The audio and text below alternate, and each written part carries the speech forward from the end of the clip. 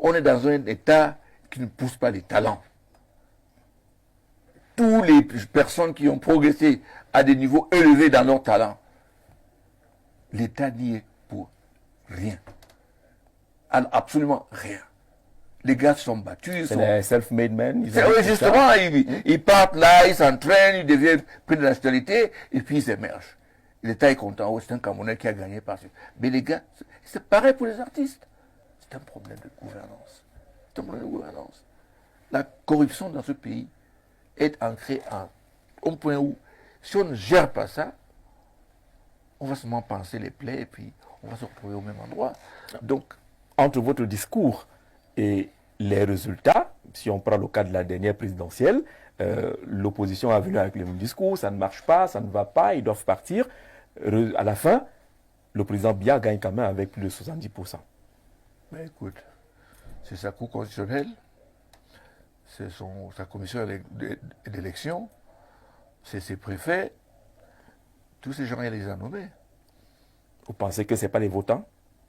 Hein? C'est les gens qui ont voté quand même. Le Conseil constitutionnel n'était pas en train de voter. Ça, c'est notre débat. Ça, c'est vraiment un autre débat. Je suis en train de dire que nous n'avons pas un système démocratique, ni un système d'élection libre. Nous avons un système où, n'est-ce pas, c'est une des équipes qui organise le match. Ça, il faut nous soyons d'accord. Et en même temps qu'on est en train d'organiser le match, il y a des gens qui disent que c'est lui le meilleur candidat. Et ce n'est pas un message à ceux qui doivent participer à l'organisation. Je pense que ce débat-là, on peut le faire du matin jusqu'au soir. Une chose est sûre, que le système que nous avons aujourd'hui ne répond pas aux aspirations des Camerounais. Si on veut être objectif. Comment le bousculer? Je travaille avec eux, ils font un travail très difficile. Ils ont une vie très difficile.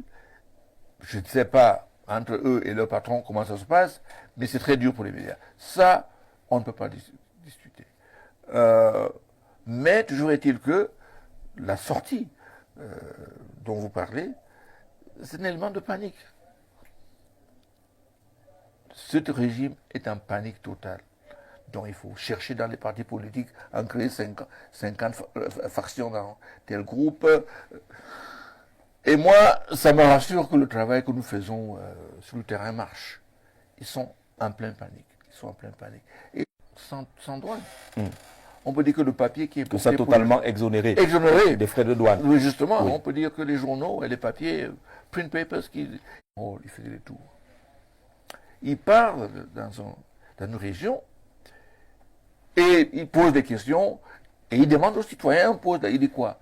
Il dit, bon, il y a un tel ministre qui a pris mon terrain, quand je vais lui demander, il me menace et tout. Il regarde le ministre, que vous réglez ça.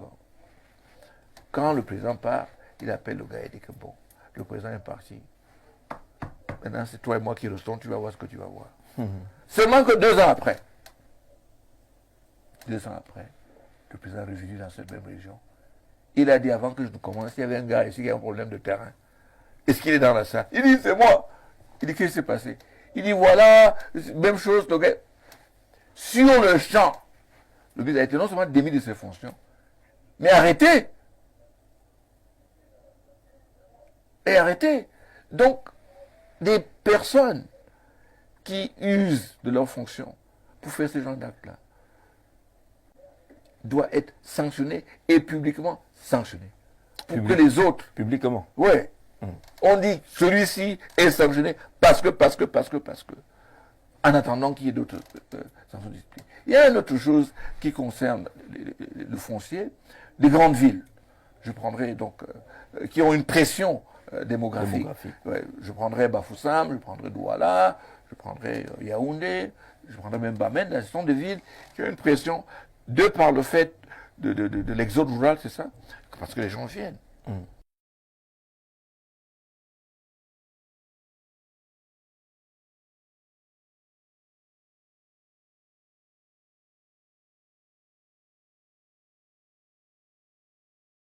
Un jeune qui a un projet, comme ci ou comme ça, l'État lui avance un certain montant. On a créé cette banque de petites et moyennes entreprises. Oui. Je vous invite d'aller regarder de l'ardoise de ceux qui doivent l'argent. toujours les mêmes. Ils étaient au Crédit Agricole, ils étaient au FOGAP. C'est mort. Toujours les mêmes personnes. Pourquoi? Parce que bon, j'ai entendu Kobac sanctionner la personne qui était là, on a parlé de blanchiment d'argent, financement du terrorisme, et puis plus rien. Vous parlez un peu comme le feu candidat Christian Toumi, le Camerounais à refaire, quand on vous écoute. Je sais de quoi il s'agit. Et régler un problème, c'est tout d'abord de savoir de quoi il s'agit. Il y en a qui parlent, qui ne savent même pas de quoi il s'agit.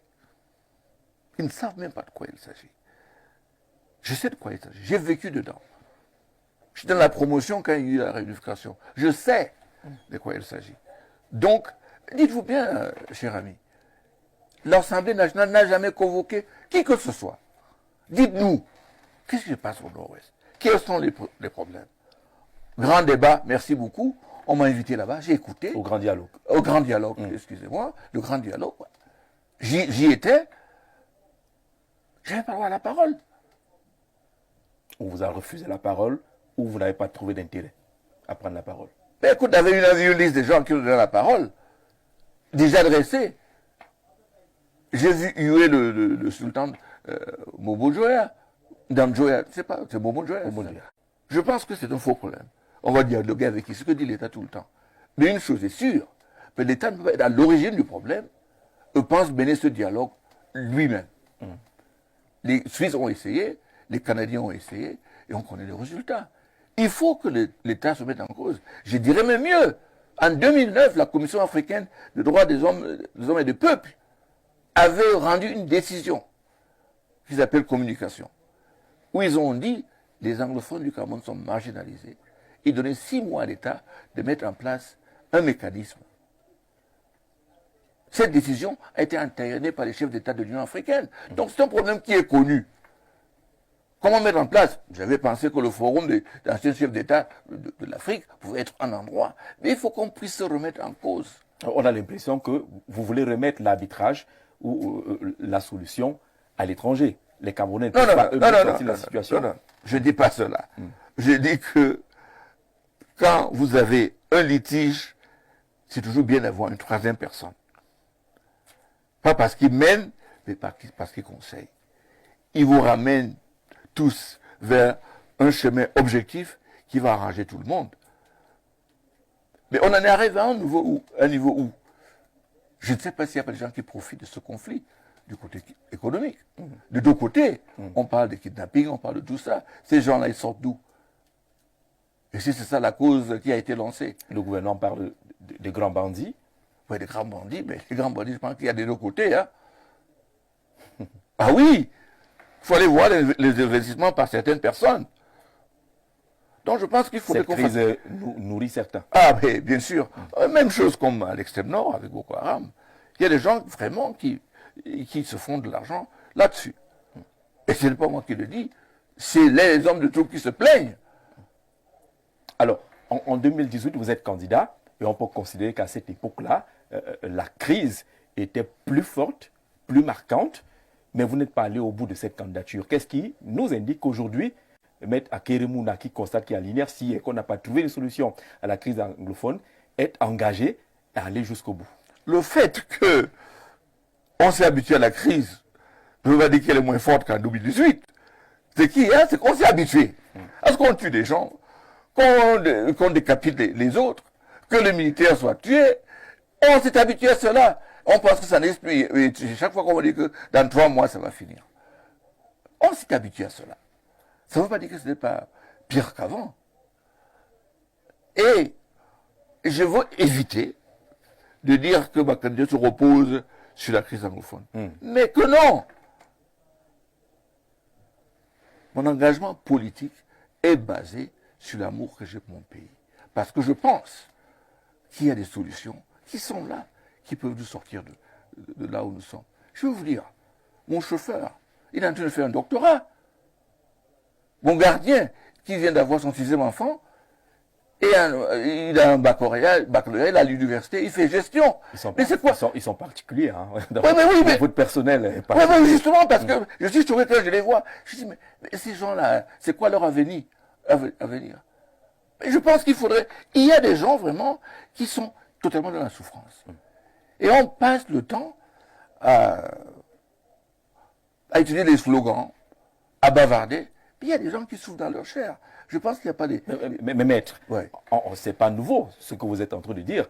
En 2017-2018, on connaissait les mêmes réalités, mais des Camerounais ont été un peu déçus par votre attitude parce que vous vous êtes retiré sans véritablement donner les raisons. Mais Est-ce écoute, que maintenant, ils peuvent compter sur vous, vous qui avez peut-être des solutions pour qui est changer? typiquement camerounaise. Oui. C'est-à-dire qu'on critique pour le plaisir. On dit qu'il faut des coalitions. Je me mets avec quelqu'un pour essayer de voir son... On dit, ah, mais voilà, il a abandonné, pourquoi il a fait? Maintenant, je suis en train de commencer, on dit, ah, il va faire la même chose. Moi, je pense que le chemin... Il faut les rassurer. Oui, il faut les rassurer. Cette fois-ci, j'y vais, parce que le professeur Koumvo m'a dit, écoute, monsieur le bâtonnier, je pense que vous pouvez faire l'affaire. Et nous sommes prêts à vous investir. J'ai accepté. Et je suis prêt. Et je vais commencer à dire que bon,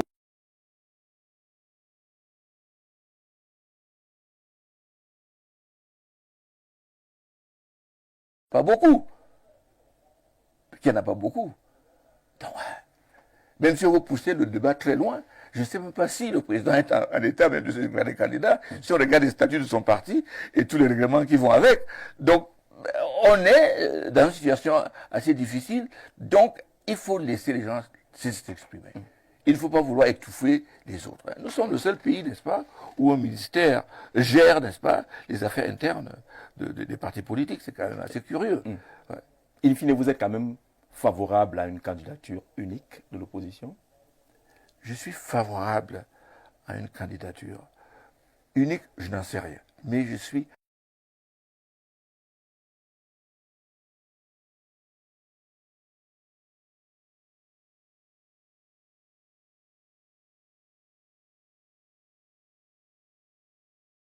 Et à 30, il y a 2 personnes qui disent que c'est nous ou rien.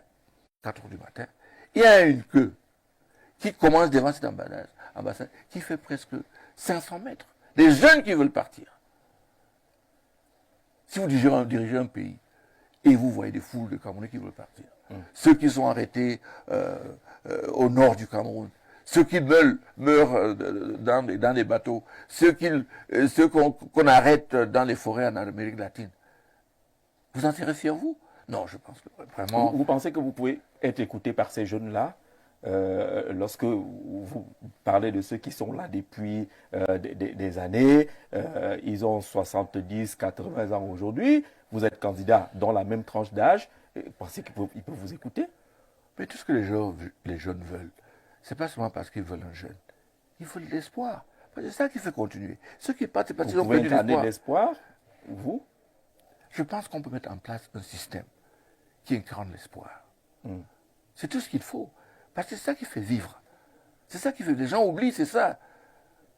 Quand tu te lèves demain pour aller quelque part, c'est parce que tu espères que tu vas améliorer ta situation. Mais il y a des Camerounais qui savent que c'est bloqué. Il n'y a rien à faire. Soit ils deviennent des bandits, soit ils s'en vont. Donc, je pense que c'est là. Et on approche cette étape où il y aura plein de Camerounais qui pensent qu'il n'y a plus rien à faire. Il y en a des gens qui le font déjà et disent, bon, les élections, c'est une perte de temps parce que, bon, personne ne peut battre le président. Là, l'opposition n'est pas, il n'y a pas de coalition. Ils vont vous donner 1001 excuses. Mais tandis que le combat maintenant, c'est le moment pour tous les Camerounais qui veulent prendre leur avenir en main, de se ressaisir et de sortir et de réclamer. Est-ce que ce n'est pas difficile d'être vous, Maître Akere Mounakanda, l'élection présidentielle au Cameroun, et qu'on vous renvoie dans la rue en disant « Ah, c'est un fils Mouna, c'est un fils du régime, qu'est-ce qu'il peut venir avec, qu'est-ce qu'il peut proposer de nouveau alors qu'il a grandi dans ce régime ?» Écoute, je suis content que vous me posiez cette question. Et ceux qui le disent ne me connaissent pas du tout, ne connaissent même pas mon parcours. Il se limite à l'affiliation. Et ils habitent à l'affiliation. Cher ami, j'ai fait des études aux États-Unis. J'ai travaillé pour payer mes études. Je suis revenu.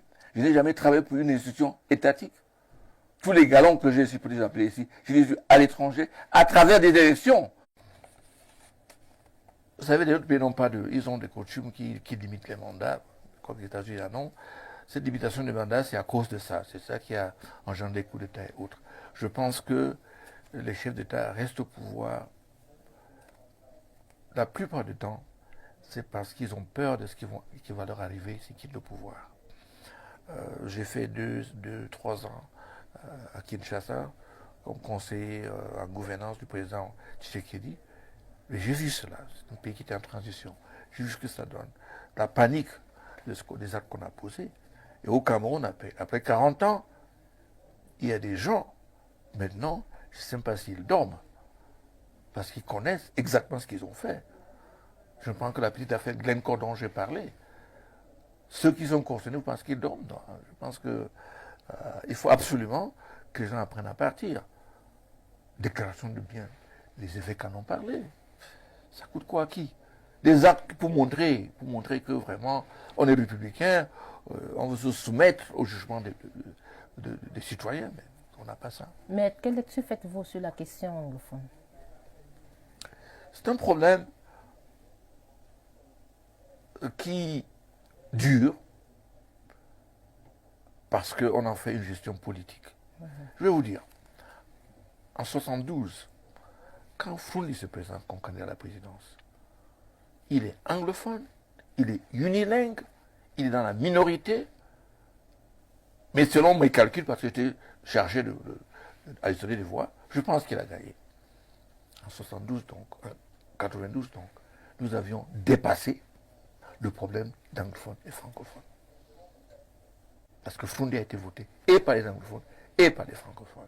Mais malheureusement, et c'est ça là où le bas blesse, la gestion de cette période a fait penser aux anglophones que quand on est anglophone, on ne peut jamais devenir président. Ça a donné lieu à All Anglophone Conference. Du côté de l'État, on a paniqué que ce n'était pas vrai. Un libraire unilingue, un villageois de Bamenda, il pouvait le battre. Mais on est passé à qui est sous contrôle. Maître Akerimona, merci d'avoir répondu aux questions proposées Merci par infiniment. nos internautes. Merci infiniment et bonne année. Bonne année, Maître. Merci Nadège, merci Maître d'être resté ouvert à cette question. Avant qu'elle ne parte, je vais insister sur trois aspects. Le dernier, justement, sur la situation de la justice. Il y a un internaute qui demandait comment vous feriez pour garantir la séparation des pouvoirs.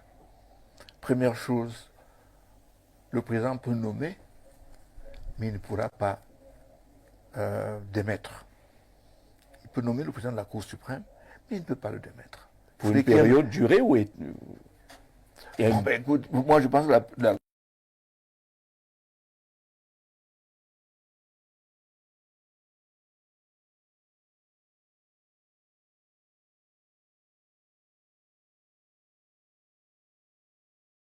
beaucoup de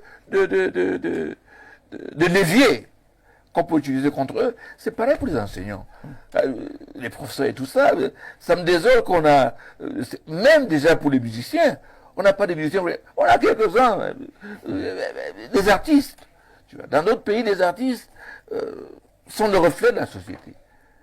Ce sont eux qui doivent, avec cette astuce. Est-ce que ceux qui sont là, ce n'est pas également leur manière d'être le reflet de notre société? Exact, c'est ce que je suis en train de dire. Quand il a parlé de la justice, il dit qu'il faut prendre cela en isolation. C'est un phénomène général. Comme ils disent, comment il dit, je veux voir mes enfants grandir, c'est ça. Est-ce que ce n'est pas le désœuvrement de l'organisation du secteur culturel, puisque vous avez ouvert la brèche, les artistes, les droits d'auteur, c'est pas ça. Les salles de spectacle, il n'y en a pas. Les maisons de distribution, pour ceux qui sont des musiciens, il n'y en a pas. Est-ce que ça entre dans vos propositions politiques? Eux, on est dans un État qui ne pousse pas les talents. Toutes les personnes qui ont progressé à des niveaux élevés dans leur talent, l'État n'y est pour rien. Alors, absolument rien. Les gars se sont battus. C'est les self-made men. Oui, justement, ils partent là, ils s'entraînent, ils deviennent pris de nationalité, et puis ils émergent. L'État est content, oh, c'est un Camerounais qui a gagné par ça. Mais les gars, c'est pareil pour les artistes. Alors quand vous faites je prends l'exemple de quelqu'un que je connais très bien, Coco Ateba, qui est décédé. Ils ont toutes sortes de problèmes pour essayer de la faire revenir. Pourtant, une artiste incroyable. qui partent de notre pays dans des conditions que tout le monde sait. Donc, qu'est-ce qu'il faut? Débat, c'est pas moi, c'est l'ECAM qui a dit. Hein. On a réglé, bon, qu'il y ait des gens qui se retrouvent dans un coin qu'ils ont tenu, je sais pas quoi, des élections. C'est ce qui est dans ce pays, n'est-ce pas? Quand il faut les libertés, on donne pour semer la zizanie. Quand on veut les libertés, pour faire ce qui est légal, c'est là que les légalistes sont pénalisés.